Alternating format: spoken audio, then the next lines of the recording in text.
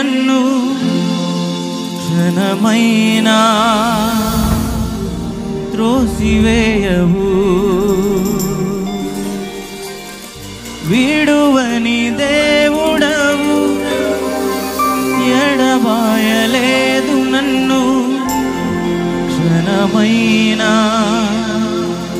త్రోసివేయవు.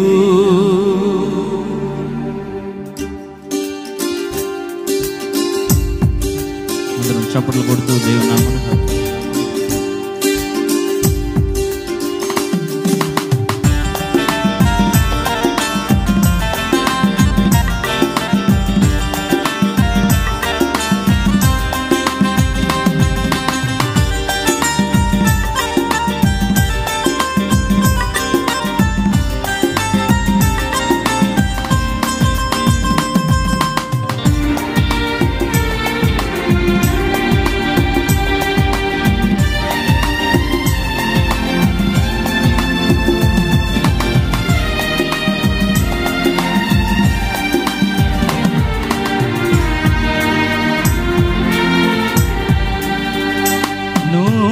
నూతనమైనది నీ వాత్సల్యము, ప్రతిదినము నన్ను దర్శించెను. ఎడబాయనిది నీ కనికరము, నన్నెంతో ప్రేమించెను. నూతనమైనది నీ వాత్సల్యము, ప్రతిదినము నన్ను దర్శించెను. ఎడబాయనిది నీ కనికరము, నన్నెంతో ప్రేమించెను. తరములు మారుచున్నను, దినములు గడచుచున్నను, నీ ప్రేమలు మార్పులేదు. తరములు మారుచున్నను, దినములు గడచుచున్నను, నీ ప్రేమలు మార్పులేదు. సన్నుతించెదను నా యేసయ్యా, సన్నుతించెదను నీ నామము, సన్నుతించెదను నా యేసయ్యా, సన్నుతించెదను నీ నామము.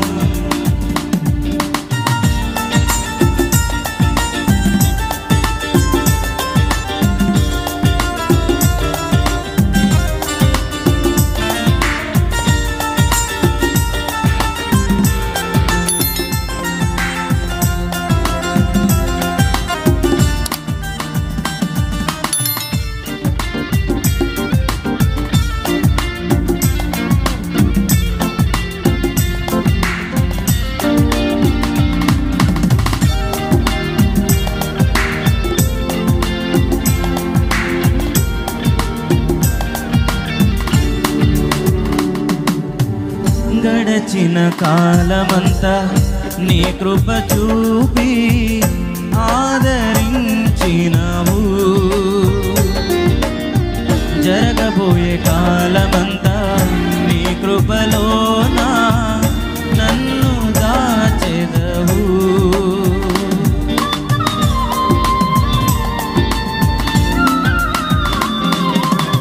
గడచిన కాలమంతా నీ కృప చూపి ఆదరించినవు. జరగబోయే కాలమంతా నీ కృపలోన నన్ను దాచెదవు. విడువని దేవుడవు, ఎడబాయలేదు నన్ను క్షణమైనా త్రోసివేయవు. విడువని దేవుడవు, ఎడబాయలేదు నన్ను క్షణమైనా త్రోసివేయవు. సన్నుతించెదను నా యేసయ్యా, సన్నుతించెదను నీ నామము, సన్నుతించెదను నా యేసయ్యా, సన్నుతించెదను నీ నామము.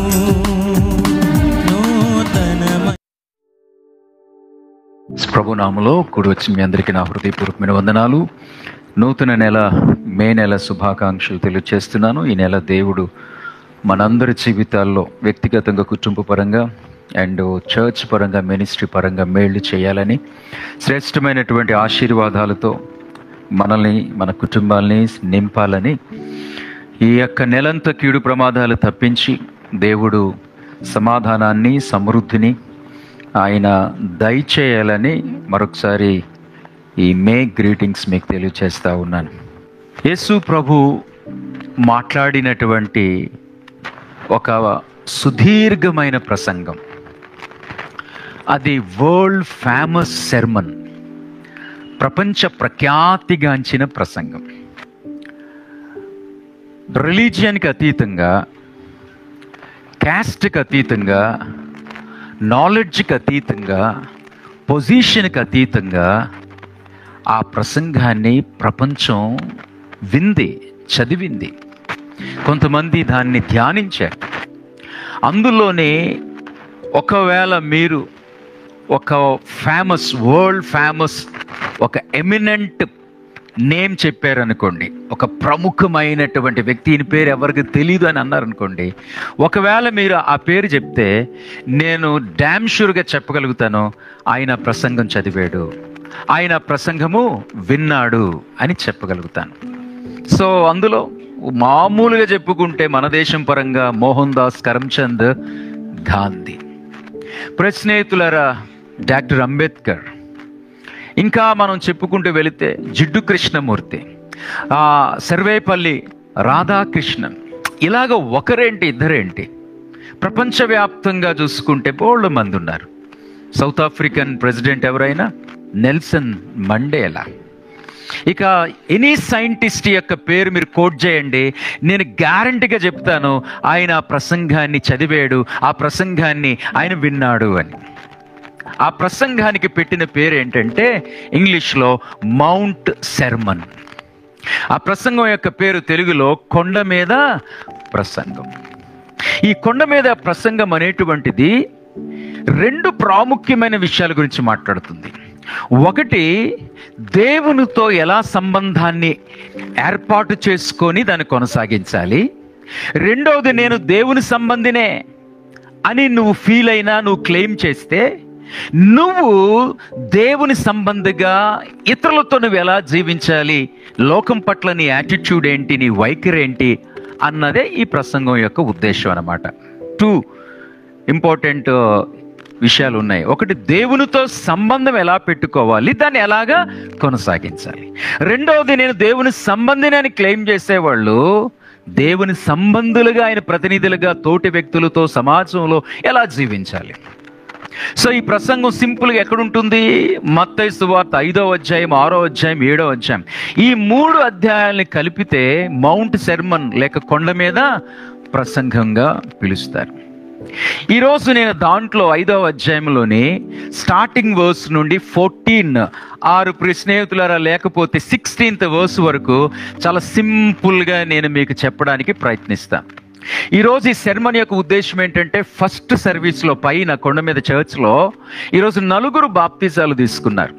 యేసు ప్రభు నా పాపము కొరకు ఈ భూమి మీదకి వచ్చి నా స్థానములో ఆయన నా శిక్షను భరిస్తూ, నేను కట్టలేని అపరాధ రుసుముని అనగా ఆయన అమూల్యమైన రక్తాన్ని నా కొరకు చిందించి నాకు పాప క్షమాపణ అనుగ్రహించి, ఆయన బలియాగము ద్వారా దేవునికి దూరస్థుడమైనటువంటి మమ్మలను ఆయన మరలా సమీపస్తులుగా చేసుకొని మమ్మల్ని సమాధానపరుచుకున్నాడు.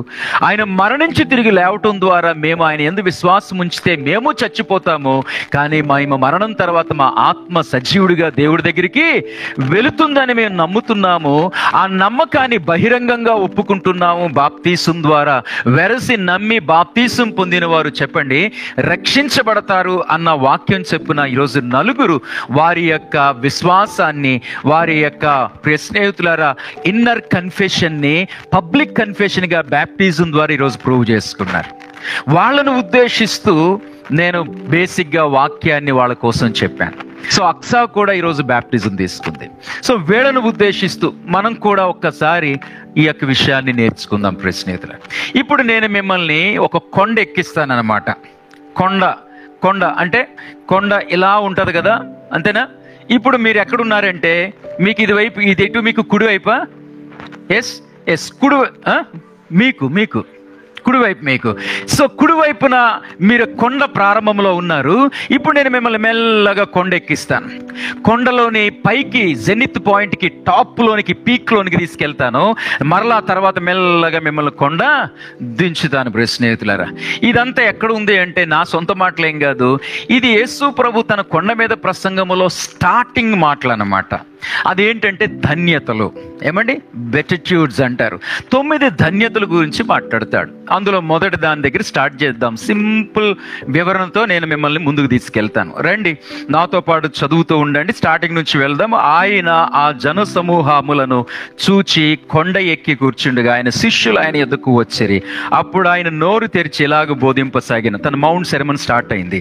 ఇది మొదటి మాట 3వ వచనంలో ఉంది. ఆత్మ విషయమై దీనులైన వారు ధన్యులు, పరలోక రాజ్యము వారిది. నా వైపు చూస్తున్నారు. ఒక వ్యక్తి యొక్క ఆత్మీయ జీవితము ఎప్పుడు ప్రారంభించబడుతుంది? ఈరోజు సొసైటీలో చాలా మంది భక్తి చేసేవాళ్ళు నేను భక్తి చేస్తున్నాను అనుకుంటున్నారు, కానీ అసలు భక్తి అంటే ఏంటో చాలా మందికి మినిమం కామన్ సెన్స్ లేదు. ప్రియ స్నేహితులారా, నీ పితరుల ద్వారా, నీ పూర్వీకుల ద్వారా నువ్వేదో తెలుసుకున్నది, దానికే నువ్వు వెళ్ళి దండం పెట్టుకోనో, దానికే నువ్వు వెళ్ళి ప్రార్థన చేయడమో, దానికే నువ్వు వెళ్ళి ఇంకేదో చేస్తే అది నువ్వు భక్తి అనుకుంటే కాదు. భక్తి అనేటువంటిది నేను సింపుల్గా ఒక 3 మాటల్లో చెబుతాను. కొంతమంది దృష్టిలో భక్తి అది శారీరకమైనటువంటి ఆచారం.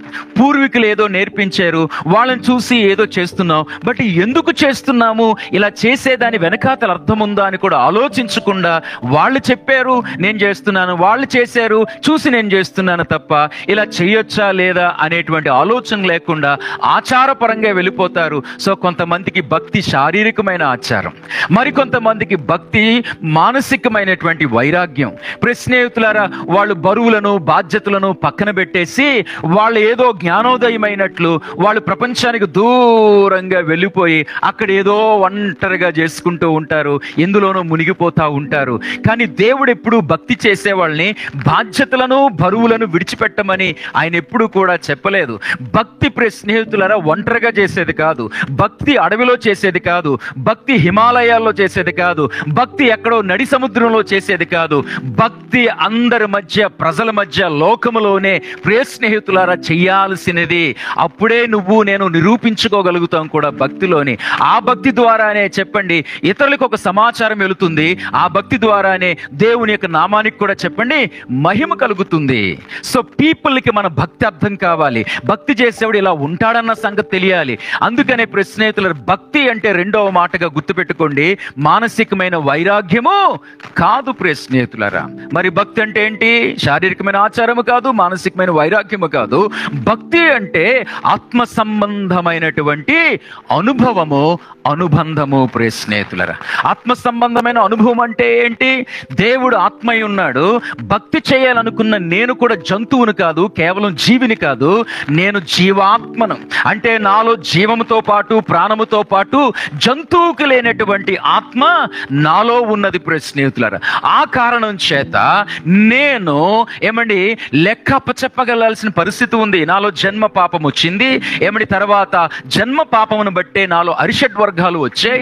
అనగా 6 దుర్గుణాలు, కామము, క్రోధము, లోభము, మోహము, మదము, మత్సరము అనేటువంటి చెడ్డ 6 దుర్గుణాలు వచ్చాయి నాలో. స్త్రీ పురుషుల కలయిక వల్ల పుట్టిన వారందరిలో కూడా జన్మ పాపము. ఆ జన్మ పాపను బట్టి అరిషడ్ వర్గాలు, ఈ అరిషడ్ వర్గాలను బట్టే వారు పాపము క్రియారూపకంగా చేస్తూ ఉంటారు. సో తత్ఫలితంగా నా పాపము నాకు శిక్షను విధించింది. ఆ శిక్ష పేరు ఏంటంటే మరణం అనే పిలువబడేటువంటి నరకం. సో నా ఆత్మ రేపొద్దున చనిపోయిన తర్వాత, నేను చనిపోయిన తర్వాత, లేక నా ప్రాణం పోయిన తర్వాత, నా యొక్క తాడు, ప్రాణం అనే తాడు తెగిపోయినప్పుడు దేహం నుండి ఆత్మ వేరవుతుంది కదా. ఈ దేహం మట్టిలో ఏ పద్ధతిలో చేసినా కలిసిపోతుంది కదా. ఆత్మ ఏం చేస్తుందంటే పాతాళానికి, తర్వాత చివరికి నరకానికి వెళ్ళి కాలుతూ ఉంటుంది. అది నేను తప్పించుకోవాలి అంటే నా సొంత క్రియల వల్ల, నా నీతి నియమాల వల్ల, నా దాన ధర్మాల వల్ల, నా పూజ పుణ్య స్నానాల వల్ల కాదు. ఏమండి అవి నన్ను మోసం చేస్తాయి. అందుకే అందుకనే దేవుడే దిగి వచ్చాడు. ఆయన తన రక్తాన్ని చిందించడానికి వచ్చాడు. దేవుడు ఆత్మస్వరూపి, ఆత్మలో రక్తం ఉండదు. అందుకనే రక్తం శరీరంలో ఉంటుంది కాబట్టి దేవుడు శరీరధారుడిగా ఈ భూమి మీదకి వచ్చాడు. ఆయన జన్మ మనలాంటిది కాదు, కన్యక గర్భాన పుట్టాడు. అందుకని పవిత్రుడు, అరిషడ్ వర్గాలు ఆయనలో లేవు. అందుకని మత్సలేని జీవితం జీవించాడు. ఆయన తన అమూల్యమైన రక్తాన్ని మనుషులందరి కొరకు చిందించాడు. అది నమ్మినప్పుడు నా పాపం క్షమించబడుతుంది. తర్వాత ఆయన బలియాగము దేవునితో నన్ను సమాధానపరిచింది. ఆయన చనిపోయి పాతి పెట్టబడి 3వ రోజు లెగిచాడు. నమ్మిన నేను చేస్తాను, నా దేహం మట్టిలో కలుస్తుంది. కానీ భూమి మీద బ్రతికుండగానే నా ఆత్మ కంటుకున్నటువంటి పాపాన్ని యేసు రక్తములో కడుక్కున్నాను నమ్మటం ద్వారా. తత్ఫలితంగా నా యొక్క ఆత్మ పరదేశకు వెళ్ళి పరలోకానికి అల్టిమేట్ గా వెళుతుంది. ప్రియ స్నేహితులారా, ఎప్పుడైతే ఈ సత్యం నేను తెలుసుకున్నానో, ఆ యేసు ప్రభు అనే దేవుడు ఎవరైతే నా కొరకు రక్తం చిందించి మరణించి తిరిగి లేచాడని నేను విశ్వాసం ఉంచానో, అప్పుడు దేవునితో నాకు సంబంధం ఏమైంది చెప్పండి? స్టార్ట్ అయ్యింది. అలాగే సంబంధం స్టార్ట్ అయినప్పుడే భక్తి జీవితం ప్రారంభించబడుతుంది. ఇప్పుడు నా ఆత్మ అనగా ఈ జీవాత్మ పరమాత్మతో ఎప్పుడైతే కనెక్ట్ అవుతుందో, అలాంటి వారి జీవితంలోనే భక్తి ఏమవుతుంది చెప్పండి? స్టార్ట్ అవుతుంది. దీన్నే భక్తి అంటే శారీరకమైన ఆచారం కాదు, భక్తి అంటే మానసికమైన వైరాగ్యము కాదు, భక్తి అంటే చెప్పండి ఆధ్యాత్మికమైనటువంటి అనుభవము, అనుబంధము. బాగా విన్నారు. ఇప్పుడు ఈ మాట ఆత్మ విషయమై దీనులైన వారు ధన్యులు చెప్పండి, వారు పరలోక రాజ్యము వారిది. బాగా వినండి. ఎప్పుడైతే ఒక మనిషి ఆత్మ విషయం దీనుడవడం అంటే, నేను మొన్నటి వరకు నేనే సూపర్ అనుకున్నాను, దేవుడు లేడు, దెయ్యం లేదన్నాను, ఇవన్నీ ఎక్కడి నుంచి వచ్చాయి, దేవుడు ఉంటే ఎలాగెందుకు జరుగుద్ది, అలాగెందుకు జరుగుద్ది అనుకున్నాను. కానీ నాకు ఇప్పుడు అర్థమవుతుంది, నేను సత్యాన్ని అన్వేషించటం వల్ల, ఆగి ఆలోచించటం వల్ల, లేకపోతే నాకు వచ్చిన కష్టాన్ని బట్టి, నష్టాన్ని బట్టి నాకు ఇప్పుడు అర్థమవుతుంది, నేను దౌర్భాగ్యుణ్ణి, నేను పాపిని, పాపాత్ముణ్ణి. దేవుడు ఎవరు చెప్పండి? పరిశుద్ధుడు, పరమాత్ముడు. ఆయన పరిశుద్ధత గురించి ఆలోచిస్తున్నప్పుడు నాకు ఇప్పుడు సిగ్గేస్తుంది. నేను చేసిన ప్రతి పాపము కూడా ఆయనకి వ్యతిరేకంగానే నేను చేశానన్న సంగతి నాకు అర్థమైంది. ఆయన చాలా పరిశుద్ధుడు, నేను పాపిని. నా ఇంగిత జ్ఞానంతో, లేకపోతే నాకున్న జ్ఞానముతోనే దేవుడు ఎక్కడ, దెయ్యం ఎక్కడ అని అన్నీ అనుకున్నాను. కానీ ఈరోజు నాకు అర్థమవుతుంది అని ఆ విషయం దేవుడి గురించి ఎప్పుడు అవగాహన కలుగుతుందో ప్రియ స్నేహితులారా, అప్పుడు ఆ వ్యక్తి దేవుని చూసినప్పుడు, దేవుని గురించి అవగాహన కలిగినప్పుడు అతనిలో ఏం స్టార్ట్ అయిపోద్దో చెప్పండి? దీనత్వం. అంటే ఒక విధంగా చెప్పంటే తగ్గించుకోవడం. ఆయన వైపు చూడలేం, ఆయన పేరు ఎత్తడానికి, ఏమని పేరు పెట్టి పిలవటానికి భయం వేస్తుంది ఇప్పుడు స్నేహితులారా. బికాజ్ ఆయన అంత పరిశుద్ధుడు, నేనంతా చెప్పండి పాపిని అన్న సంగతి నాకు అర్థమైన రోజు, ఆత్మ విషయమై ఇప్పుడు నాకు అవగాహన కలుగుతుంది. ఆత్మలో ఇప్పుడు నేను తగ్గించుకుంటున్నాను, ఆయన ఔన్నత్యాన్ని నేను తెలుసుకున్నాను. అంటే అర్థం ఏంటంటే, నేను ఆత్మ ఏమిటో, సత్యం ఏమిటో, మరణం తర్వాత జీవితం ఏంటో, దేవుడేంటో, దేవుడి సుగుణాలేంటో నాకు అర్థమైనప్పుడు, నేనెంత దౌర్భాగ్యుడినో నాకు తెలిసినప్పుడు, ఆ రోజు నా జీవితంలో చెప్పండి నేను పరలోకానికి ఏం పొందుకుంటాను చెప్పండి? అర్హత పొందుకుంటాను, వారసత్వాన్ని పొందుకుంటాను. ఇప్పుడు చెప్పండి, మొదటి మాట ఏంటి చెప్పండి? కొండ కింద ఉన్నాం, ఇప్పుడు కొండ దగ్గర ఉన్నాం. ఆ అవతల వైపు, కుడివైపు మీరందరూ కూడా అక్కడే స్టార్టింగ్లో ఉన్నారు. అక్కడ నుంచి మీరు పరిశుద్ధుడు అయినటువంటి దేవుణ్ణి చూసినప్పుడు, ఆయన గురించి అవగాహన కలిగినప్పుడు, అప్పుడు మనకు అర్థమైపోయింది మనం ఎంత ఫూల్స్మో, ఎంత బుద్ధిహీనులమో అర్థమైపోయినప్పుడు ఆయన్ని ప్రాధేయపడతాం. ప్రియ స్నేహితులారా, తగ్గించుకుంటాం. ఆత్మ విషయమై దీనులైన వారు ధన్యులు, పరలోక రాజ్యము. అక్కడితో ఆగలేదు. 2వ మాట 4వ వచనంలో ఉంది, దుఃఖపడువారు ధన్యులు, వారు ఓదార్చబడుదురు. దాని నెక్స్ట్ స్టెప్, ఆ కొండ దగ్గర ఉన్నటువంటి మనం నెక్స్ట్ స్టెప్కి వెళ్తున్నాం. దుఃఖపడ్డం అంటే అర్థం ఏంటో తెలుసా? పశ్చాత్తాపానికి ఇది సాదృశ్యంగా ఉంది. ఈరోజు ఆయన గురించి అవగాహన కలిగినప్పుడు మన పాపము, ప్రియ స్నేహితులారా, ఆయన పరిశుద్ధతలో మన పాపం స్పష్టంగా కనబడుతున్నప్పుడు, అది మనకు అర్థమైనప్పుడు, నేను ఆ పాపాన్ని ఆయనకి వ్యతిరేకంగా చేశానన్న సంగతి అర్థమైనప్పుడు మనలో పశ్చాత్తాపము, రిపెంటెన్స్, దుఃఖము కలుగుతుంది. ఉంది స్నేహితులారా. అక్కడ లేఖనం ఏంటంటే, ఎవరు రిపెంట్ అవుతారో, ఎవరు వచ్చి నన్ను క్షమించమని అడుగుతారో, ఆయన అంటున్నాడు కదా, నేను క్షమించటానికి సిద్ధ మనసు కలిగిన వాడిని. ఏరా ఇంతకాలం తిరిగేసి ఇప్పుడు వెధవేషాలన్నీ వేసేసి ఇప్పుడు నా దగ్గరకు వస్తావా అని అనను. ఎవరు తన పాపమును తెలుసుకుంటారో, ఎవరు నా పరిశుద్ధతను ఐడెంటిఫై చేస్తారో, వారు ఎవరైతే నా దగ్గరకు వచ్చి నువ్వొక్కడవే క్షమించడానికి అర్హుడు అన్న సంగతి తెలుసుకుని నా దగ్గరకు వచ్చి అడుగుతారో, వారి పాపం గురించి పశ్చాత్తాపడతారో, దుఃఖపడతారో, రిపెంట్ అవుతారో, ఏడుస్తారో. చెప్పండి, దుఃఖపడు వారు ధన్యులు, ఓదార్చబడతారు, వారు క్షమించబడతారు. అంటే ఇప్పుడు దేవునితో సంబంధము ఏర్పడింది. ఈ కొండ దగ్గర ఇప్పుడు చెప్పండి, పైకి ఒక మెట్టు పైకి వచ్చాం. ఇలా రక్షించబడినటువంటి మనము స్నేహితులారా, ఆ యొక్క 5వ వచనం దగ్గరికి వెళ్దాం. సాత్వికులు ధన్యులు, వారు భూలోకమును స్వతంత్రించుకుందరు. ఇప్పుడు ఈ తిరిగి జన్మించిన ఈ వ్యక్తి స్పిరిచువాలిటీ అంటే ఏంటో తెలుసుకున్న వ్యక్తి, దేవుడు అంటే ఏంటో అర్థం చేసుకున్న వ్యక్తి ఆత్మ సత్యం అనుభవానికి వచ్చిన వ్యక్తి, రక్షించబడినటువంటి వ్యక్తి ఇప్పుడు ఒక మెట్టి ఇంకొక మెట్టి పైకి ఎక్కుతాడు. నేను రక్షించబడ్డాను అనడానికి సాదృశ్యుని తెల్లబట్టలు కాదు, నువ్వు తీసేసిన నగలు కాదు, నువ్వు వాడేటువంటి పదజాలం కూడా కాదు స్నేహితులరా. నీ వ్యక్తిత్వమే నువ్వు రక్షించబడ్డావు అన్నదానికి చెప్పండి కొలమానం. దాంట్లో భాగంగా చెప్పండి, ఈరోజు ఎలా మారిపోవాలంట? సాత్వికత్వం, మీక్నెస్. స్నేహితులారా, ఒకప్పుడు కదిపితే కంపు మనల్ని. ఏమండి, ఒకప్పుడు ఎవరన్నా మన నోట్లో నోరు పెట్టామంటే ఇంకా అవతల వాళ్ళు అయిపోయారు అన్నట్టే స్నేహితులారా. ఏమండి, ఎత్తుకు ఎత్తు, దెబ్బకు దెబ్బ, స్నేహితులు కంటికి కన్ను, పంటికి పన్ను, ఆ రకంగా మనం ఉండేవాళ్ళము. మనతో ఎవరన్నా కాలు దువ్వారంటే వాళ్ళ సంగతి చూసేవాళ్ళం. కానీ ఈరోజు ఎలా మారిపోయామో చెప్పండి. ఎస్, వీడిలా మారిపోయాడు అనడానికి, ఇంతగా మారటానికి గల కారణం ఏంటి చెప్పండి? వీడు ఈ నేచర్లోకి రావడం గల కారణం ఏంటంటే, వాడు దేవుని తెలుసుకున్నాడండి, వాడు పాపం గురించి పశ్చాత్తాపడ్డాడండి, వాడు క్షమించబడ్డాడండి, వాడు ఆత్మీయంగా తిరిగి జన్మించాడు, వాడు ఆత్మీయ యాత్రలో ముందుకెళ్తున్నాడండి అన్నదానికి సాదృశ్యంగా మన వ్యక్తిత్వమే మన యొక్క మారు మనసుకి గుర్తు. స్నేహితులారా, చెప్పండి, వారు ఎలా మారిపోతారంట?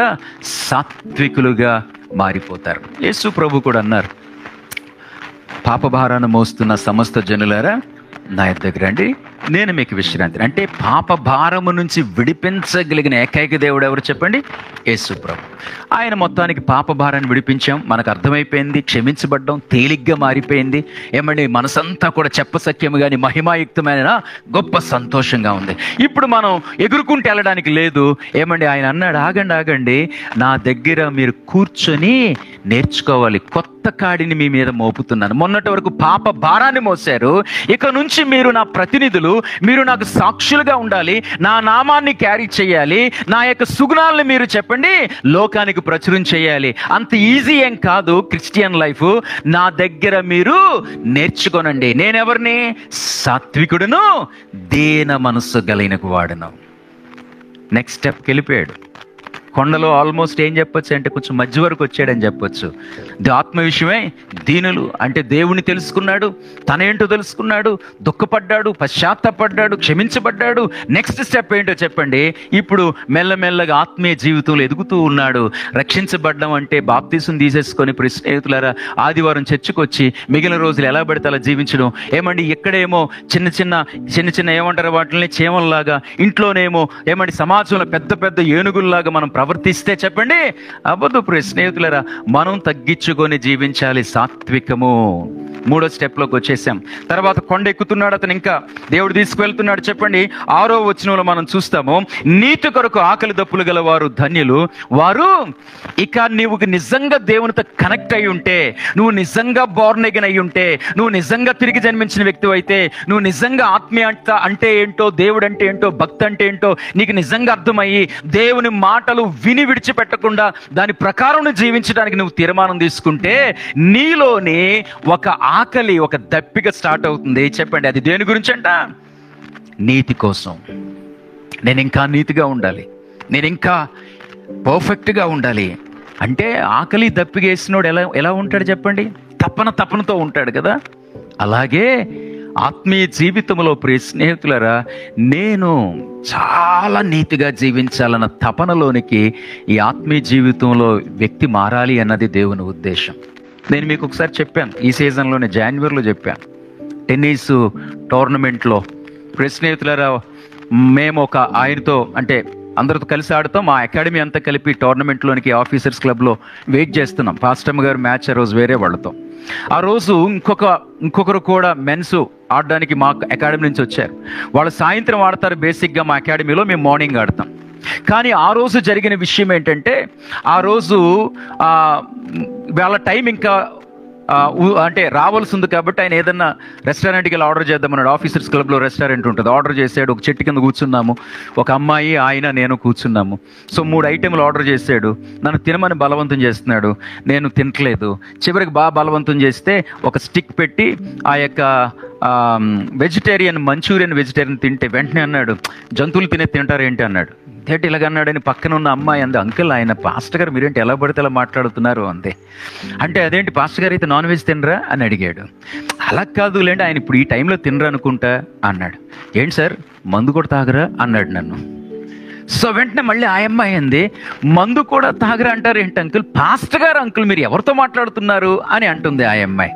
తర్వాత ఆయన అన్నాడు, పుష్ప 2 చూడలేదా అన్నాడు.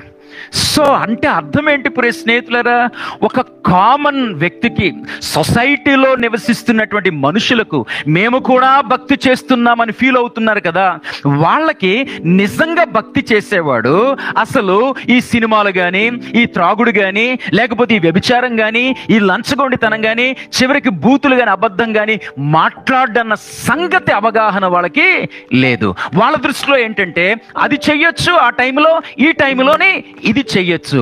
ఒక మంచి అవకాశం. మేము మా అకాడమీలోని వాళ్ళు ఉదయం మేము మార్నింగ్ ఆడితే వాళ్ళు ఈవినింగ్ ఆడతారు. ఎప్పుడో రేర్గా మేము సాయంత్రం వెళ్ళి ఆడతాం. అలాంటి పరిస్థితుల్లో ఎంత ఓపెన్గా మాట్లాడే అవకాశం ఉండదు. సో నాకు ఒక మంచి అవకాశం దొరికింది. నేను చెప్పాను. సో ప్రవీణ్ గారు, ప్రదీప్ అనుకుంటా ఆయన పేరు, ప్రవీణ్ గారు మీకు ఒక విషయం చెప్పాలి. అసలు నిజమైన భక్తి చేసేవాడు ఎవరైనా సరే మీరు అనుకుంటున్నట్టు ఒక క్రిస్టియన్ లేక నిజమైన భక్తి చేసేవాడు ఎవడైనా సరే, మీరు అంటున్నారు కదా పుష్ప 2 చూడలేదా, సినిమా చూడండి, మీరు అంటున్నారు కదా తాగరండి, మీకు తెలుసో లేదో అతడు లంచం తీసుకోడు, అతడు బూతులు మాట్లాడు, చివరికి అబద్ధం కూడా చెప్పడండి.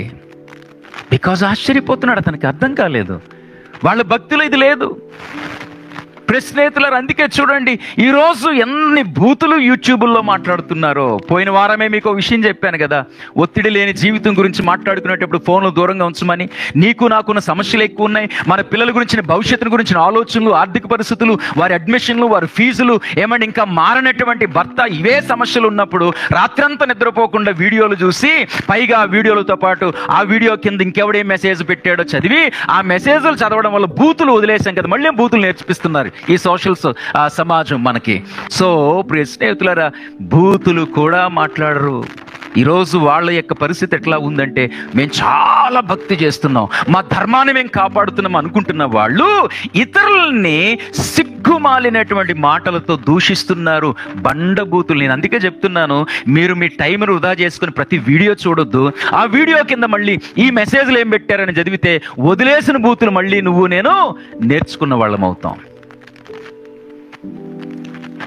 తిరిగి జన్మించిన వ్యక్తి, దేవుడు ఏంటో తెలుసుకున్న వ్యక్తి, తిరిగి జన్మించిన వ్యక్తి, క్షమించబడిన వ్యక్తి, చెప్పండి, సాత్వికంగా మారిపోవటమే కాదు, ఏ స్థితికి వెళతాడు చెప్పండి, నీతి కొరకు ఆకలి దప్పులు కలిగి ఉంటాడు. ఇక్కడే ఉన్నారు మీరందరూ కూడాను.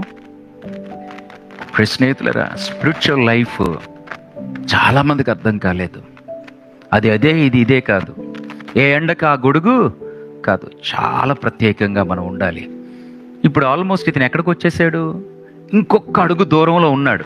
కొండ మీదకి టాప్ ప్లేస్లోకి రావటానికి అడుగు దూరంలో ఉన్నాడు. చూడండి ఆ మాట ఏంటి మనం చూస్తున్నాము. చూడండి 7వ వచనం, కనికరము గలవారు ధన్యులు, వారు కనికరము పొందుదురు. ఈ మెట్టు తర్వాత అతడు పైకి వస్తాడు. కనికరము అంటే అర్థం ఏంటి, ఇతడు ఎలాంటి స్వభావంలోకి వెళ్ళిపోతాడంటే తన గురించి మాత్రమే కాకుండా ఇతరుల గురించి కూడా చెప్పండి ఆలోచిస్తాడు. ఒకటి సాత్వికము, రెండోది ఆకలి దప్పులు, మూడవది ఏంటంటే కనికరము, ఇతరుల గురించి కూడా ఇతరులని పట్టించుకుంటాడు, ఇతరుల పట్ల దయ చూపిస్తాడు.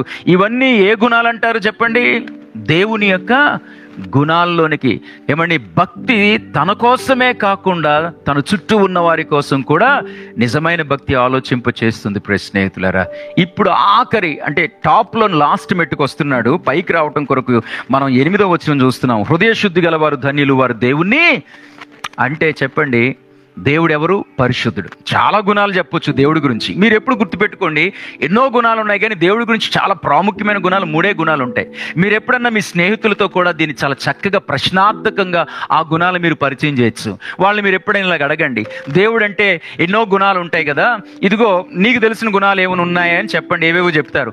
అప్పుడు మీరు ప్రశ్నార్థకంగా ఈ యొక్క మాటలు వాళ్ళకి చెప్పండి.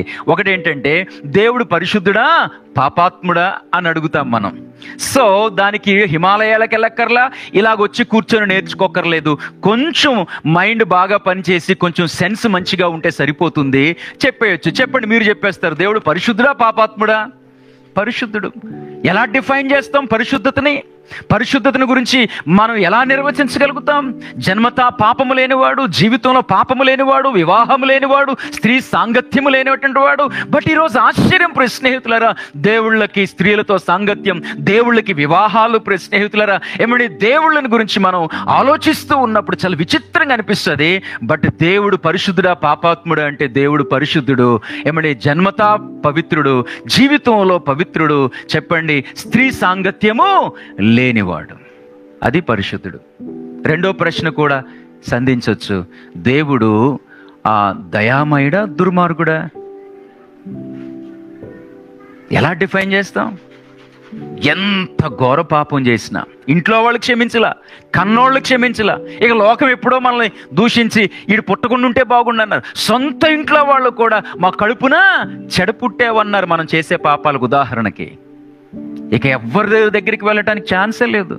అలాంటి సమయంలో దేవుడి గురించి తెలుసుకొని మారాలనుకొని, నువ్వన్న నన్ను క్షమించు అని అడిగినప్పుడు, ఏరా ఇక నేనే దొరికేనా, ఇంకెవడు దొరకలేదా, నువ్వు రాయి అయిపో రప్పైపో అని దేవుడు అంటే దేవుడు కానే కాదు. ఎంత ఘోర పాపం చేసినా వాళ్ళు తప్పు తెలుసుకొని వచ్చినప్పుడు చెప్పండి, వారిని ఏం చేస్తారు? క్షమిస్తాడు, దయ చూపిస్తాడు. అందుకనే దేవుడు దుర్మార్గుడు కాదు, దేవుడు దయామయుడు. అదే కనికరము, ఆ స్వభావంలోనికి మనము. మరి 3వది కూడా చెప్పి నేను ముందుకెళ్తాను. అది సబ్జెక్ట్ కానప్పటికి కూడా 3 ప్రశ్నలు అన్నాను కదా. 3వ గుణం ఏంటి? చాలా గుణాలు ఉంటాయి దేవుడికి అన్నాను. 3 గుణాలు చాలా ప్రాముఖ్యమైనవి. దేవుడు మృత్యువా మృత్యుంజయుడా? మీ దగ్గరే జవాబు ఉంది. దేవుడు ఎవరో చెప్పండి? మృత్యుంజయుడు. భారతదేశంలో చాలామందికి అర్థం కాని విషయం ఏంటంటే, మృత్యుంజయుడు అంటే మరణాన్ని తప్పించుకున్నవాడు అన్నారు తప్ప మరణించి దాన్ని జయించినవాడు అన్న విషయం దగ్గర, చిన్న విషయం దగ్గర వారు తప్పిపోతూ ఉన్నారు. అందుకని యాక్సిడెంట్లో ఎవరైనా తప్పించుకున్నారనుకోండి, 4 ప్రయాణం చేస్తున్న కారులో స్పాట్లో 3 చనిపోయి 1 బ్రతికితే తర్వాత పేపర్లో న్యూస్లో ఏమని చదువుతాం? ఏమని వస్తుంది? మృత్యుంజయుడు. 3 చనిపోయారు, ఆ చిన్నపిల్లోడు మృత్యుంజయుడు. వాళ్ళ ఉద్దేశం ఏంటి? అతడు మరణాన్ని చూడలేదు. కానీ మృత్యుంజయుడు అంటే అర్థం ఏంటి? మరణాన్ని తప్పించుకున్నవాడు కాదు కదా. మరణాన్ని తప్పించుకున్నవాడిని మృత్యుంజయుడు అన్నారు. మరణించి దాన్ని జయించినవాడు. ప్రపంచ చరిత్రలోనే విత్ ప్రూఫ్స్ ఈస్టర్ నాడు మాట్లాడుకున్నాం ప్రియ స్నేహితులరా. ఆయన జన్మం నిజము, ఆయన జీవితం నిజము, ఆయన మరణము నిజము, ఆయన పునరుత్థానము, ఆయన తిరిగి లేవటం కూడా ప్రపంచ చరిత్రలోని అద్భుతమైనటువంటి నిజం ప్రియ స్నేహితులరా. మనం పాయింట్లోకి వస్తే, మెసేజ్లోకి వస్తే, ఒక వ్యక్తి తన ఆత్మీయ జీవితాన్ని ప్రారంభించి ఆత్మీయ కొండెక్కుతున్నాడు.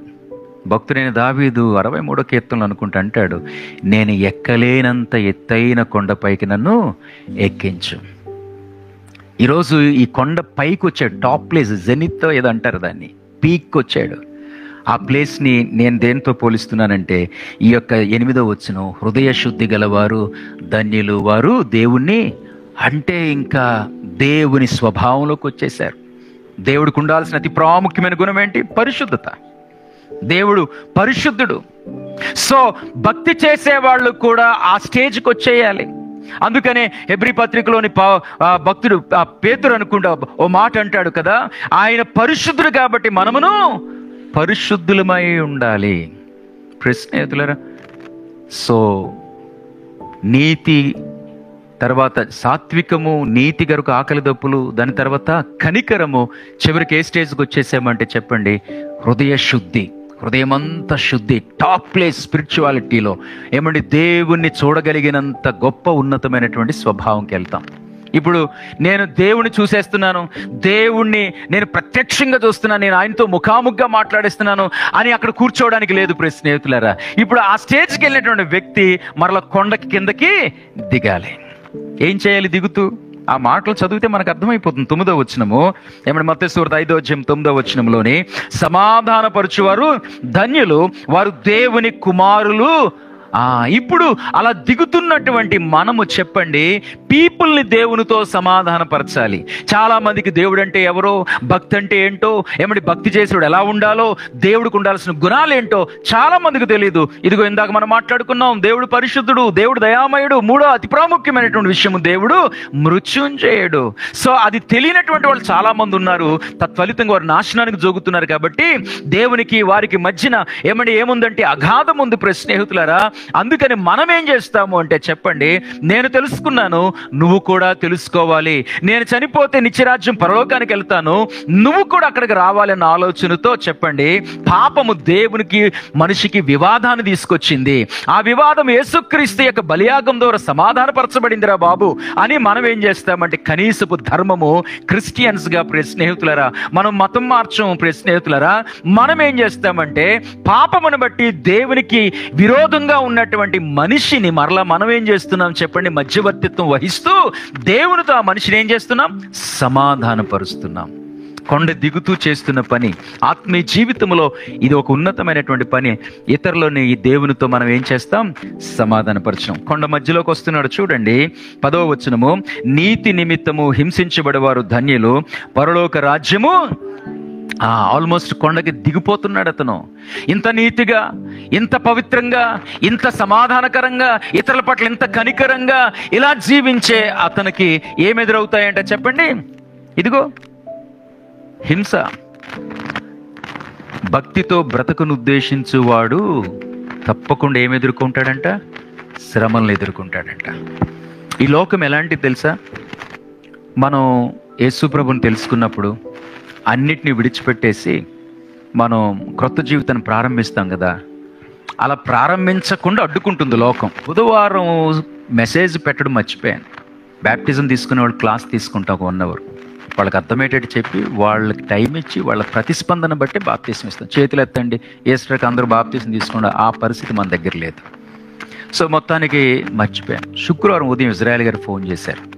చేసి, అయ్యగారు ఇలాగా 2 బాప్తీసాలకు, ఒకరు జస్టిన్ వాళ్ళ నాన్న, రెండోది కాంతమ్మ.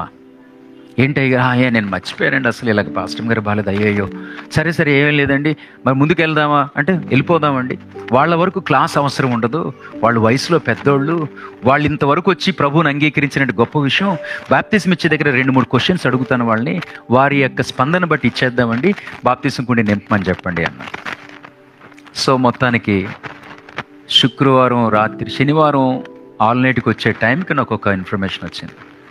కాంతమ్మని ఇంట్లో వాళ్ళందరూ కూడా సెంటర్ చేసి, నేను చర్చికి వెళ్ళొద్దు అనలేదు, కానీ నువ్వు బాప్తీసం తీసుకోవటానికి మాత్రమేమో ఒప్పుకోమని. పిల్లలు రేపు మనవాళ్ళు మనవరాళ్ళు పెళ్ళిళ్ళ దగ్గర నువ్వు పెద్ద తరహాగా నిలబడాలి, నువ్వు నిలబడకపోతే ఎట్లాగా? ఒకప్పుడు ఆ ఎంటైర్ ఫ్యామిలీ క్రైస్తవ్యానికి, క్రీస్తుకు వ్యతిరేకం. Entire family. ఆ ఇంట్లో ఉన్న వ్యాధులను బట్టి ఈమె స్వస్థత రావటం, దేవుడి మీద నమ్మకం కలగటం, ఎవరు బలవంతం చేయలేదు, ఆమె ముందుకు వచ్చింది. కానీ ఇంట్లో వాళ్ళ పిల్లలందరూ కూడా ఆల్మోస్ట్ ఫైట్ చేసినంతగా ఒప్పుకోలేదంట. ఈ లోకం ఎలాంటిదంటే, స్నేహితులారు, ఏదో చూడండి, ఇప్పుడు ఉదాహరణకి అలాంటి వాళ్ళ విషయం అనుకుందాం, అలాంటి లేడీస్ విషయం. ఇదిగో నీ కోడలను సరిగ్గా చూసుకోకపోయినా పర్వాలేదు, మా ఇంట్లో గొడవలు పెట్టినా పర్వాలేదు, వీలైతే ఆ సీరియల్ చూసి పాలలో కొంచెం ఏదన్నా సీరియల్ ఏదో చేస్తారు కదా, ఏం పర్వాలేదు. కానీ వాళ్ళ ప్రాబ్లం ఏంటో చెప్పండి, ఎక్కడికి వెళ్ళకూడదు, ప్రభువుని నమ్మడానికి వీల్లేదు, నమ్మటానికి సాదృశ్యంగా తీసుకోవడానికి బాప్తిసము వీల్లేదు. ఈ లోకము నమ్మడానికి మనం ప్రయత్నించేటప్పుడు అడ్డుకుంటుంది, నమ్మిన తర్వాత ఎంత ఎగతాళి చేస్తుందో వాళ్ళు. సో ప్రభువు కొరకు సాక్షిగా ఉండే వ్యక్తి, ప్రభువుని ఇతరులని ప్రభువుతో సమాధానపరచడానికి ప్రయత్నం చేసే వ్యక్తుల్ని ఏమండి వాళ్ళు ఏమంటారంటే, అబ్బా భక్తుడు దిగొచ్చాడండి, అరే మాకు తెలుసురా భక్తి. మన ఇంట్లో వాళ్ళే మనల్ని ఎగతాళి చేస్తారు, మన ఫ్రెండ్సే మనల్ని ఎగతాళి చేస్తారు. సో ఆత్మీయ జీవితంలోని కిందకు దిగుతూ ఉండగా ఏమంటే చెప్పండి 9వ వచనంలోని, సమాధానపరచేవారు ధన్యులు అయిపోయింది కదా, నీతి నిమిత్తం హింసించబడేవారు ధన్యులు, పరలోక రాజ్యము వారిది. స్టార్టింగ్ పరలోక రాజ్యంతో స్టార్ట్ అయింది. ఎలాగా? ఆత్మ విషయమై దీనులైన వారితో. ఇక్కడేమో మరలా చెప్పండి, నీతి కొరకు హింసించబడేవారు ధన్యులు, పరలోక రాజ్యం. అంటే ప్రశ్నేయుతులారా, ఆఖరి వరకు సహించిన వాడే చెప్పండి ఆ రాజ్యానికి వారసుడవుతాడు అన్నట్టు. మొదట రాజ్యం ఏమో, మొదట చదివిన మాట ఏమో ఆ రాజ్యానికి అర్హత పొందుకున్నాము, టికెట్ లాంటిది, రిజర్వేషన్ లాంటిది. ఈ యొక్క 10వ వచనంలో రాయబడిన మాట ఏంటంటే, అర్హత పొందుకున్న వాళ్ళు, టికెట్ పొందుకున్న వాళ్ళు ఆఖరి వరకు ఆ టికెట్ చేతిలో ఉంచుకోవాలి. ప్రశ్నేయుతులారా, అవమానాలు, నిందలు, వ్యతిరేకతలు ఒక విధంగా పెద్దగా మనకేమీ లేవు. కానీ ఇప్పటికి కూడా అప్పుడప్పుడు మన బంధువులు, స్నేహితులు, ఇరుగుపొరు వాళ్ళు సెటర్ వేయడం, టార్గెట్ చేయడం అన్నది చాలా సర్వసాధారణం అయిపోయింది. 11వ వచనం ఏమంటే, ఆల్మోస్ట్ కొండ కిందకి దిగిపోతున్నాడు. దిగిపోయినట్టే, నా నిమిత్తము జనులు మిమ్మల్ని నిందించి హింసించి మీ మీద అబద్ధముగా చెడ్డ మాటలలో పలుకున్నప్పుడు మీరు ధన్యులు. అలాంటప్పుడు మీరు దాన్ని డిఫెన్స్ చేయడం కాదు, దాన్ని అడ్డుకోవడం కాదు, అలాంటి పరిస్థితిని బట్టి మీరు ఏం చేయాలంటే చెప్పండి, సంతోషించండి, ఏమండి ఆనందించండి. ఎందుకంటే పరలోకమందు మీ ఫలం అధికమగును, ఇలాగున వారు మీ పూర్వీకులకు ప్రవక్తలకును హింసించిరి. అంత హింస ఏమైనా మనకుందా? మనల్ని తక్కువగా చూస్తారు, మనం అంటే వాళ్ళకి అర్థం కాదు, మన భక్తి వాళ్ళకి విపరీతంగా ఉంటుంది, మన పదాలు వాళ్ళకి ఎగతాళిగా ఉంటాయి. ప్రశ్నేతలు వీలైతే ఎక్కడో దగ్గర ఛాన్స్ తీసుకొని ఏమంటే ఒక సెటైర్ వేయటానికి కూడా వాళ్ళు ట్రై చేస్తారు. అలాంటి టైంలో ఫీల్ అవ్వద్దంట. ప్రశ్నేతులరా చెప్పండి, ఇటువంటివన్నీ కూడా ఆత్మీయ జీవితంలో నీతిగా బ్రతికే వారి ఉద్దేశంలో ఏమంటే వారి దృష్టిలో ఇవన్నీ సాధారణం. సో చెప్పండి, ఆత్మీయ జీవితం ఇక్కడ స్టార్ట్ చేసి రక్షించబడి మారు మనసు పొంది ఏమంటే క్రీస్తు యేసు యొక్క స్వారూప్యములోనికి, హృదయ శుద్ధిలోనికి వెళ్ళిపోయి కొండ దిగుతూ తను తెలుసుకున్నటువంటి దేవుని గురించి ఇతరులకు తెలియచేస్తూ ఇతరులను దేవునితో సమాధానపరుస్తూ, స్నేహితులారా వీలైతే ఎటువంటి ఆటంకాలు వచ్చినప్పుడు, నిందలు, శ్రమలు, వ్యతిరేకతలు వచ్చినప్పుడు సైతము డిఫెన్స్ చేయకుండా వాటిని బట్టి వాళ్ళు ఏం చేస్తారంటే వారిని క్షమించి వారి కొరకు ప్రార్థన చేస్తూ, స్నేహితులు ఆ పరిస్థితుల్లో కూడా వాళ్ళు ఏం చేస్తారంటే చెప్పండి, సంతోషిస్తారు అంట. వారిది ఉన్నతమైనటువంటి ఆత్మీయ స్థితి. సో ప్రసంగాన్ని ముగిస్తూ యేసుప్రభు అంటే నేను ముగించేస్తున్నాను ఈ కొండ దగ్గరకు వచ్చేసరికి 13వ వచనం దగ్గర నుంచి ఆయన 2 పదాలతో చెబుతూ నా ప్రసంగాన్ని నేను ఆ పదాలతో క్లోజ్ చేస్తున్నాను. చదువుదాం 13, 14 వచనాలు. మీరు 13 దగ్గర ఆగుదాం. మీరు లోకమునకు ఉప్పై ఉన్నారు. ఉప్పు నిస్సారమైతే అది దేని వల్ల సారం పొందును? అది బయట పారవేయబడి మనుషుల చేత త్రొక్కబడుట గాని మరి దేనికిని మనల్ని సాల్ట్తో పోల్చేయడం, ఉప్పుతో పోల్చేయడం. ఉప్పు గురించి చాలా విషయాలు ఉంటాయి, అది మళ్ళీ వేరే ప్రసంగం అయిపోతుంది. బట్ సింపుల్గా చెప్పాలి అంటే ఉప్పు ఇలా అంటదని అమ్మ అనేది. ఉప్పు ఒకవేళ మాట్లాడితే ఇలా మాట్లాడుతుంది, అన్నేసి చూడు నన్నేసి చూడు అని. ఎన్ని వేసినా సరే చెప్పండి, ఉప్పు లేకపోతే రుచి లేదు. అంటే ప్రభు ఉద్దేశం ఏంటి? మనం సాల్ట్తో పోల్చటం. ఇదిగో ఒకప్పుడు మీరు నిస్సారమైన బ్రతుకులు, బయటికి ఏదో మీరు బట్టలు వేసుకొని ఏదో భాష మాట్లాడుతూ ఏదో మెయింటైన్ చేశారు. కానీ మీరు పాపమును బట్టి మీ సారాన్ని చెప్పండి, మీ వ్యక్తిత్వాన్ని మీరు కోల్పోయారు. మీరు నన్ను తెలుసుకోవటం ద్వారా, నాతో అంటుకట్టబడే అనుభవంలోనికి రావటం ద్వారా ఇదిగో మరలా మీరు మార్పు చెందినవారు. ఇదిగో మీరు నన్ను రుచి చూశారు, నేను ఉత్తముడని మీరు తెలుసుకున్నారు. మీరు కూడా ఇప్పుడు రుచిగా చెప్పండి మారిపోయారు. ఇప్పుడు మీ ఇంట్లో మీ క్రైస్తవ్యం మీ కుటుంబ సభ్యులకు రుచిగా ఉండాలి. వింటున్నారు ఈ మాట? మీ క్రైస్తవ భక్తి మీ ఇంట్లో వాళ్ళకి రుచిగా ఉండాలి. చెప్పండి, మీ యొక్క క్రైస్తవ్యం మీ వీధిలో వారికి రుచికరంగా ఉండాలి. మీ యొక్క క్రైస్తవ్యం మీ కాలేజ్, మీ ఆఫీస్, అంటే మీరు ఎక్కడ ఉంటారో అక్కడ చెప్పండి రుచికరమైనటువంటి పరిస్థితులు మీ ద్వారా భక్తిని గురించిన విషయాలు పీపుల్ తెలుసుకోవాలి. వాళ్ళు బూతులు మాట్లాడరు, వాళ్ళు లంచం తీసుకోరు, ఏమండి వాళ్ళు ఆ కుళ్ళు జోకులు వెయ్యరు, ఆ కుళ్ళు జోకులకి పెద్దగా రెస్పాండ్ అవ్వరు. స్నేహితులారా, మీరు ఉప్పు అంటున్నాడు, ఒకప్పుడు నిస్సారం, మిమ్మల్ని సారంగా మార్చాను. టేస్ట్లెస్, ఇప్పుడు టేస్టీగా మార్చాను. ఆ టేస్ట్ని, ఆ ఫ్లేవర్ని మీరు ఎక్కడుంటారో అక్కడ దాన్ని మెయింటైన్ చేయండి. ఇతరుల జీవితాలు కూడా చప్పచప్పగా ఉన్నాయి కదా, మీ భక్తి చెప్పండి, మీ సాక్ష్యము వారి జీవితాలను కూడా రుచికరంగా మార్చగలిగేటట్లు మీ యొక్క సారాన్ని మీరు మెయింటైన్ చేయండి.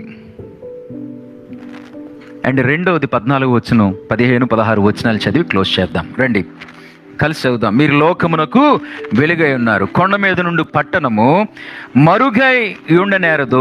మనుషులు దీపం వెలిగించి కొంచెం కింద పెట్టరు, కానీ అది ఇంట నుండి వారందరికీ వెలుగిచ్చుడికే దీపస్తంభం మీదనే పెట్టుదురు. మనుషులు మీ సత్క్రియలను చూచి పరలోకముందు మీ తండ్రిని మహిమపరిచినట్లు వారి ఎదుట మీ వెలుగు ప్రకాశింప. ఒకటి సాల్ట్, రెండోది ఏంటి? లైట్. ఎంత ప్రివిలేజ్ అండి, చిన్న మాటలే కానీ పవర్ఫుల్ కదా. సాల్ట్తో ఎవరైనా భక్తికి సంబంధించిన విషయాల్లోని భక్తి పరుల్ని దీంతో పోల్చారా ప్రపంచంలో? బట్ దేవుడు అంటున్నాడు, మీరు ఒకప్పుడు టేస్ట్లెస్, చెప్పని జీవితాలు యాక్షన్ చేశారు. మిమ్మల్ని టేస్టీగా మార్చాను. మీ టేస్ట్ని, నా మాటలో మీ ఫ్లేవర్ని, మీ ఫ్లేవర్ నా వల్లే యాడ్ అయ్యింది. మీరు రుచి చూచి తెలుసుకున్నా నేను ఉత్తముడని. నాతో సంబంధమే మిమ్మల్ని రుచిగా మార్చింది. మీరు ఎక్కడుంటారు అక్కడ రుచిగా ఉండండి. రెండోది, మీరు లైట్. లైట్ అనగానే ఏం చెప్పొచ్చు? టక్మని చెప్పండి, 1-2 మాటలు అలా చెప్పేసాయండి. లైట్ అనగానే ఏం చెప్పొచ్చు? లైట్ అనగానే ఏమర్థమవుతుంది మనకి? వెలుగు. వెలుగు చెప్పండి. ఇంకా ఎస్, క్లారిటీ. వెలుగే, లైట్ అంటే వెలుగు కదా. ఈరోజు మన చుట్టూ ఉన్న పీపుల్కి క్లారిటీ ఉందా? భక్తిని గురించి క్లారిటీ ఉందా? భక్తి చేసేవారు ఎలా చేయాలో, ఎందుకు భక్తి చేయాలో, అండ్ ఎవరిని భక్తి చేయాలో, ఎవరికి భక్తి చేయాలో, దేవుడు అంటే ఎవరో, దేవుడికి ఉండాల్సిన క్వాలిటీస్, అట్రిబ్యూట్స్ ఏంటో లోకానికి తెలుసా? మన ద్వారా తెలియాలి. అందుకే దేవుడు అంటున్నాడు, మీరు లోకానికి వెలుగు. క్లారిటీనివ్వండి. కన్ఫ్యూజన్తో ఉన్నారు, క్లారిటీనివ్వండి. తత్ఫలితంగా ఇది మతం కాదు అని మీ బ్రతుకుల ద్వారా మీరు నడిచి చూపించండి. ఇతరులకి మార్గదర్శకులుగా ఉండండి. అందుకనే మీ భక్తి ఎలాగుండాలంటే, ప్రపంచంలో మేమో భక్తులు అని చెప్పుకునే వారి భక్తి కన్నా పై భక్తిగా ఉండాలి. మీరు వెలిగించబడిన దీపాన్ని ఎక్కడ పెట్టేవాళ్ళు పూర్వకాలంలో? లైట్లు లేనప్పుడు చెప్పండి. ఈరోజు ఇప్పుడు లైట్లు కూడా ఎక్కడున్నాయి? ఇప్పుడు ఈ హాల్లో లైట్స్ ఎక్కడున్నాయి? ఎస్, పైన ఉంటేనే ఎక్కువ స్ప్రెడ్ అవుతుంది. పూర్వకాలంలోని ఇంటంతటికి వెలిగివ్వాలంటే ఆ యొక్క కొంచెం హైట్లో ఒక స్తంభం మీద పెట్టేవాళ్ళు. నేనేమంటానంటే, లోకములో మరి ఎవరి భక్తి కన్నా చెప్పండి, నీ భక్తి నా భక్తే చెప్పండి ఉన్నతంగా ఉండి పీపుల్కి క్లారిటీ ఇవ్వాలి. మేము భక్తి చేసేది భౌతికమైన విషయాల కోసం కాదు. భక్తి దేవుని కోసం చేస్తున్నాం. భక్తి మరణం తర్వాత జీవితం కోసం చేస్తున్నాం. భక్తిని దేవుని మహిమపరచడం కొరకు చేస్తున్నాం. అందుకే సినిమా చూడను, అందుకే బూతులు మాట్లాడను, అందుకే తాగను, అందుకే నేను వ్యభిచారము. మన భక్తి హైట్లో ఉండాలి. దీపస్తంభం మీద పెట్టబడిన దీపములే.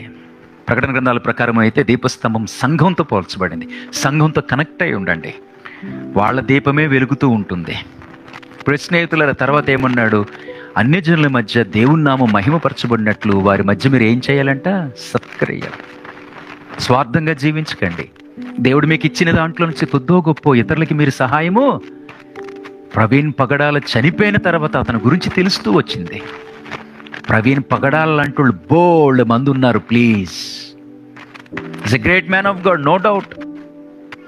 చనిపోయిన తర్వాతే చాలా విషయాలు బయటకు వస్తాయి. ఇప్పటికీ కూడా ఎంతో మంది స్నేహితులరా. కాకపోతే అతను ఎక్కడ హైలైట్ అయ్యాడు? అతని కాలింగ్ ఈరోజు బయట ప్రపంచానికి తెలియదు. పిలుపు అంటే ఏంటో తెలియదు. అతని పిలుపు ప్రకారం అతను ఉద్యోగం చేసుకుంటూ సేవ చేయటం. అతనికి చర్చ్ లేదు. అతనికి చేసినటువంటి ఉద్యోగం లేకపోతే అతను చేసినటువంటి నడిపించిన కంపెనీ యొక్క ప్రాఫిట్ నుండి అతని కుటుంబానికి, అతని కంపెనీ ఎంప్లాయీస్తో పాటు మిగిలిన డబ్బులు సేవ్ చేసుకుంటూ ఎంతో మందిని పోషించాడు. అలాగే ఎవరు చేయగలిగిన పనులు వాళ్ళు చాలా మంది ప్రవీణ్ పగడాలంటే వాళ్ళు కుప్పలు ఉన్నారండి. ఒక్కడే కాదండి ప్రపంచంలో, మీకు తెలుసో లేదో. Because they know the word of God. అన్ని జనుల మధ్య మీ సత్క్రియలు దేవుణ్ణి ఏం చేస్తాయి? మహిమపరుస్తాయి. మనం ఎక్కడుంటున్నామో, ఎక్కడ పని చేస్తున్నామో, మన కలిగిన దాంట్లో ఇతరులకి అప్పుడప్పుడు సహాయం చేయటం ద్వారా దేవుని నామానికి ఏం చెప్పండి?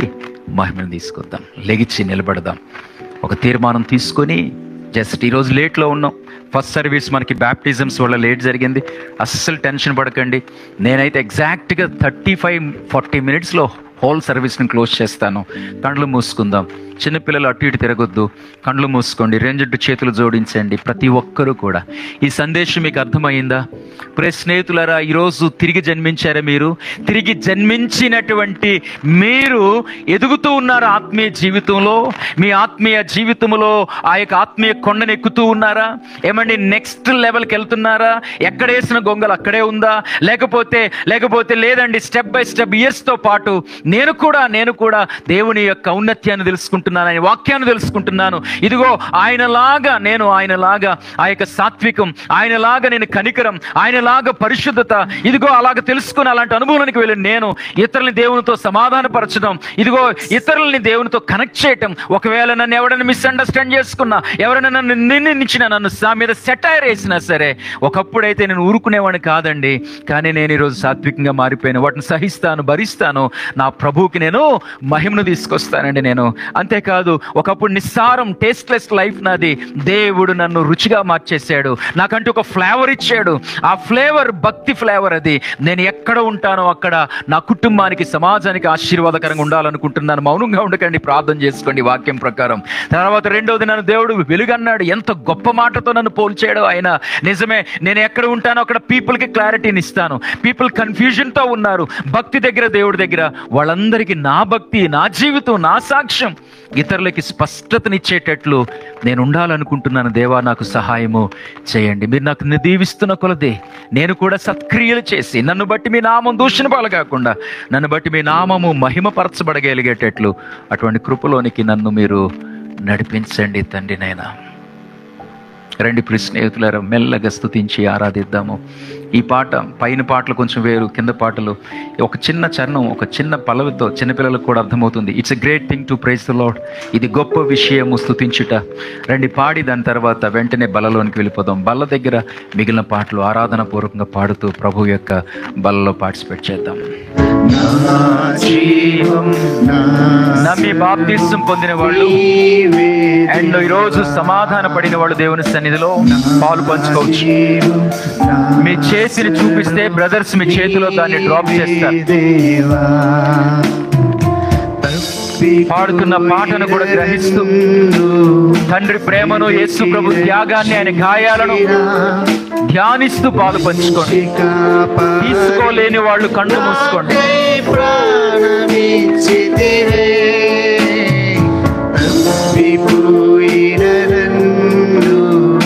వెదకి రక్షించిన మంచి కాపరి, నాకై ప్రాణమిచ్చితివే.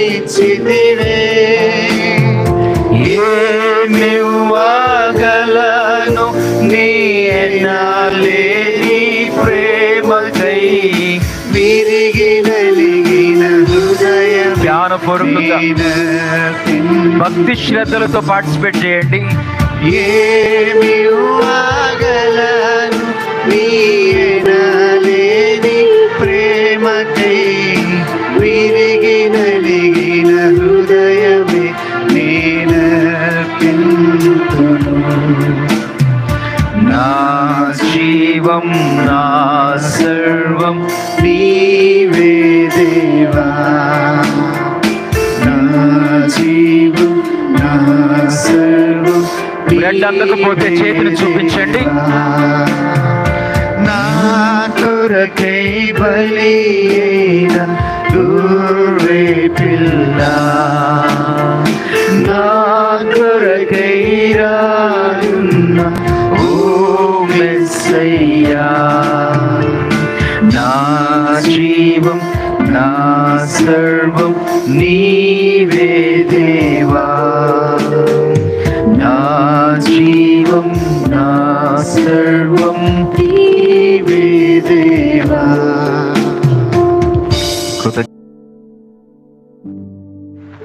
నా వరకైతే నేను రేపు కత్తిపూడిలో పబ్లిక్ మీటింగ్లో మాట్లాడడానికి వెళ్తాను. అవి ఆల్రెడీ నిన్నటి నుంచి జరుగుతున్నాయి. ఫ్రైడే, సాటర్డే, సండే జరగాలి, కానీ జస్ట్ నా డేట్ కోసం వాళ్ళు మండేకి ఎక్స్టెండ్ చేసుకున్నారు. సో చెప్పుకునేటట్టు ఈ మధ్య పబ్లిక్ మీటింగ్స్ మీద సేవకులు, పబ్లిక్ స్పీకర్స్ మీద ఇంటెలిజెన్స్ డిపార్ట్మెంట్ వాళ్ళ ఐ కూడా ఉంటుందని చెప్పాను కదా. సో మీ ప్రార్థనలో జ్ఞాపకం చేసుకోండి. రేపు దేవుడు మంచిగా నన్ను వాడుకొని తిరుగు జర్నీలో నేను ఇంటికి మీటింగ్లో పార్టిసిపేట్ చేస్తాను. సో కాబట్టి ఇక్కడ సెలవులే కాబట్టి మిగిలిన వాళ్ళు జస్ట్ 10:30కి అట్లా జాయిన్ అవ్వండి. ఇక బుధవారం గ్రూప్ను ఫాలో అయితే కొంతమంది యంగ్స్టర్స్, టీన్స్ ఇక్కడ కానీ పైన కానీ కలవాల్సి ఉంటుంది ఈ మంత్ మినిస్ట్రీ గురించి ఫర్దర్ కొన్ని ప్లానింగ్స్ కోసం. ఫ్రైడే ఫాస్టింగ్ ఉండండి. సాటర్డే యూత్ మీటింగ్ పెందుర్తిలో జరుగుతుంది, పెందుర్తి సర్వీస్లో. సో లాస్ట్ మంత్ కొంచెం రూఫస్ వాళ్ళ నాన్నగారు అదే రోజు చనిపోవటం, చాలామంది పిల్లలు ఆగిపోయారు. కాబట్టి మీ పిల్లలకి మీరు రిమైండ్ చేయండి, వాళ్ళని ఎంకరేజ్ చేయండి. ఇప్పుడున్నటువంటి లోకంలో పిల్లల్ని దేవునితో కనెక్ట్ చేసే విషయంలో ఎప్పటికప్పుడు మీరు అలర్ట్గా ఉండండి. సో ఎర్లీగా పంపించండి, ఎర్లీగా వాళ్ళు వచ్చి ఎర్లీగా ముగించుకునేటట్టు. సో ఈ విషయాలన్నింటిలో మీరు జ్ఞాపకం చేసుకోండి.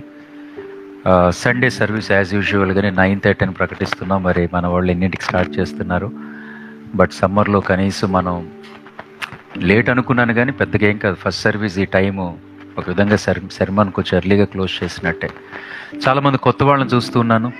సో మరి బంధువుల, స్నేహితులు, లేకపోతే కొత్తగా ఏదైనప్పటికీ కూడా మిమ్మల్ని చూడడం సంతోషం. ఊరికనే ఈ ఫస్ట్ టైం అని అంటే ఈ వీకే నాకు ఫస్ట్ టైం ఇక్కడికి రావటం అన్నవాళ్ళు మీ హ్యాండ్ రేస్ చేయండి, సరిపోతుంది. జస్ట్ మీ చేతిని చూపించండి. 1, 2, 3 అండ్ 4. ఎస్, మీరు వస్తున్నారా? ఇది ఫస్ట్ టైం కాదు కదా? Okay, good, nice. సో చాలా సంతోషం. మనం వాళ్ళని అభినందిద్దాం, వాళ్ళకి ఆహ్వానాన్ని కూడా తెలియచేద్దాం. ఒకవేళ మీరు స్థానికులు అనుకుంటే, మీకు ఒక బ్యాలెన్స్డ్ టీచింగ్ కావాలి, మీరు ఎక్కడికి వెళ్ళట్లేదు అనుకుంటే తప్పకుండా మీరు మాతో జాయిన్ అవ్వండి. సో ప్రియ స్నేహితులారా, అండ్ మినిస్ట్రీ గురించి ప్రార్థన చేయండి. సేవకుల కుటుంబాన్ని కూడా మీ ప్రార్థనలో జ్ఞాపకం చేసుకోండి. సో గ్రూప్ని ఫాలో అవ్వండి కొంచెం, అందులో ప్రేయర్ రిక్వెస్ట్లు ఉంటాయి, సో అప్డేట్స్ ఉంటాయి. దాన్ని అంత చులకనగా తక్కువగా చూడకండి. కొంతమంది ఉంటారు యాక్టివ్గా ఉండరు, అవసరం లేదు, బట్ ఏం జరుగుతుంది అనేవన్నా మీరు చూడాలి కదా. సో ఆ విషయంలోని జ్ఞాపకం చేసుకోండి. మీ ప్రేయర్ రిక్వెస్ట్లు ఉంటే మాకు తెలియచేయండి. ఒకవేళ ఆఖరిలో ప్రార్థన చేయించుకోవాలనుకుంటే నా దగ్గరికి పాస్టర్ గారు కొంచెం డిసిప్లిన్గా, ఒక గుంపుగా కాకుండా 1 by 1 రావడానికి ట్రై చేయండి. లేచి నిలబడదాం, ప్రార్థన ఆశీర్వాదంతో క్లోజ్ చేసుకుందాం. ప్రేమగల తండ్రి, మీకు వందనాలు, స్తోత్రాలు. 2025 సంవత్సరంలో మే నెలలో మమ్మల్ని ఫస్ట్ సండే సజీవుల సంఖ్యలో ఉంచాయి. మా ద్వారా పాటలు పాడి కీర్తించి మీరు మహిమ పొందారు. గడిచిన కాలాన్ని బట్టి మేము అనుభవిస్తున్నటువంటి ప్రతి ఆశీర్వాదాన్ని బట్టి కృతజ్ఞతలు తెలియజేశాం. ఈరోజు ఫస్ట్ సర్వీస్లో జరిగిన బ్యాప్టిజమ్స్ని బట్టి లేట్ అయింది, అయినా నీ కృప తక్కువ చేయలేదు ప్రభు. తత్ఫలితంగా ఆత్మీయ జీవితాన్ని ఎలా ప్రారంభించి ఎలా కొనసాగించి ముగించాలో కొండ మీద ప్రసంగం ద్వారా ఒక చిన్న ప్యాసేజ్ని ధ్యానించడానికి మీరు మాకు సహాయం చేశారు ప్రభా. తండ్రి, మాలో అనేక మంది తిరిగి జన్మించిన వాళ్ళమే. అలాంటి మేము క్రీస్తు యేసు స్వరూప్యములోనికి మార్పు చెందుతూ ప్రభు మా ఆత్మీయ జీవితాన్ని అద్భుతంగా కొనసాగించి ముగించుకోవటానికి సహాయం చేయండి. ఇంకా ఎవరు తిరిగి జన్మించలేదో వారి జీవితాల్లో కూడా ఆత్మకార్యం జరిగించండి ప్రభా. పైన ఇక్కడ కామన్గా అటెండ్ అయ్యే అక్స ప్రభు నేను రక్షణలోనికి వచ్చింది, బిడ్డను దీవించి స్థిరపరిచి సాక్షిగా తను నివసిస్తున్న ప్రాంతంలో తనతో పాటు మమ్మల్ని అందరినీ కూడా ఒక లైట్ ఆఫ్ ద వరల్డ్గా ప్రభు, నేను సాల్ట్ ఆఫ్ ది ఎర్త్గా, లోకానికి ఉప్పుగా, లోకానికి వెలుగుగా మమ్మల్ని మీరు వాడుకోండి. మా ఫ్లేవర్ని మేము కాపాడుకుంటూ ప్రభు, నేను మా టేస్ట్ని మేము మిస్ చేసుకోకుండా మేము ఎక్కడుంటామో అక్కడ ఇతరులకి వెలుగును పంచేవారంగా, ఇతరులకి ప్రభు నేను సత్యాన్ని మేము బోధించగలిగే వారంగా మమ్మల్ని వాడుకోమని ప్రార్థిస్తున్నాం. మా ఆరాధన మీరు స్వీకరించారు నమ్ముతున్నాం. హోలీ కమ్యూనియన్లో పార్టిసిపేట్ చేసుకున్న మేమే భక్తులమని అతిశయించకుండా ఇంకా అనేక మంది మా కుటుంబాల్లో, మా బంధువులు, ఇరుగు పొరుగు వారు, కొలీగ్స్ ప్రభా, యేసు ఎందుకు జన్మించి మరణించి తిరిగి లెగిచి వెళ్ళి మరలా రాబోతున్నారో చాలామందికి తెలియదు. మేము వారికి తెలియచేయడానికి, బలలో పాలు పంచుకున్న ప్రతి ఒక్కరూ శుభవార్త ప్రకటించడానికి సాధనాలుగా వాడుకోండి. తత్ఫలితంగా మా ద్వారా మా కుటుంబాలు అనేక మంది బంధువులు కూడా మిగిల్చబడిన కొద్ది బలలో వారు కూడా పాలు పంచుకోవడానికి సహాయం చేయండి. బిడలేసిన కానుకలు దీవించి మే నెలలో ప్రభు నేను అనేకమైన అవసరతలు ఉంటాయి. పిల్లల యొక్క ఫీజులు తండ్రినైనా ప్రభు, అట్లాగే ప్రయాణాలు, మీ కృపను మీ క్షేమాన్ని తోడుగా ఉంచి సమృద్ధిని దయచేయండి, సంరక్షణ దయచేయండి ప్రభా. లోటు లేకుండా చేయండి. స్వస్థతలను ప్రకటిస్తున్నాం, ఆశీర్వాదాలను ప్రకటిస్తున్నాం ప్రభా. ఈరోజు కొంతమంది పిల్లలు మా సర్వీసెస్లో ప్రభు నీట్ రాస్తున్నారు, సహాయం చేయమని ప్రార్థిస్తున్నాం తండ్రినైనా. మే నెల ఒక దీవెనకరమైన నెలగా మార్చండి. పనులు ప్రయాణాలు రాకపోకల్లో తోడుగా ఉండండి. ఈ మినిస్ట్రీ ఇంకా అనేక మందికి దీవెనకరంగా మార్చండి. నూతనంగా వచ్చిన బిడ్డలను బట్టి మీకు వందనాలు తెలియజేస్తూ మరలా మేము ఇక్కడ కలుసుకున్నంత వరకు మీ కృపలో మమ్మల్ని జ్ఞాపకం చేసుకోండి. మహిమ ఘనత ప్రభావాలు మీకు ఆరోపిస్తూ యేసుక్రీస్తు వారి ప్రశస్తమైన నామములో ప్రార్థించి వేడుకుంటున్నా మా పరమ తండ్రి, ఆమేన్. యేసు రక్తమే జయం, శిలువ రక్తమే జయం. ప్రభు యేసు నామమున ఆమేన్. కాపాడుతున్న తండ్రి ప్రేమ, ప్రియరక్షకుడు ప్రభు యేసుక్రీస్తు వారి కృప, పరిశుద్ధాత్మ దేవుని ఆదరణ, త్రియేక దేవుని అన్యోన్య సహవాసం ఇప్పుడు ఎల్లప్పుడు మనకి, మన కుటుంబాలకి, మన సంఘ సేవ పరిచర్యలకు సదాకాలం ప్రత్యేకంగా మే నెలంతయు తోడయుండి నడిపించును గాక. ఆమేన్. ఆశీర్వాదముల్ మా మీద వర్షింపచేయుమీశా, ఆశతో నమ్మియున్నాము నీ సత్య వాగ్దాతము. ఈ మహిమేన కృమ్మారించుము దేవా, క్రమార ప్రేమ వర్షము కృమ్మారించుము దేవా.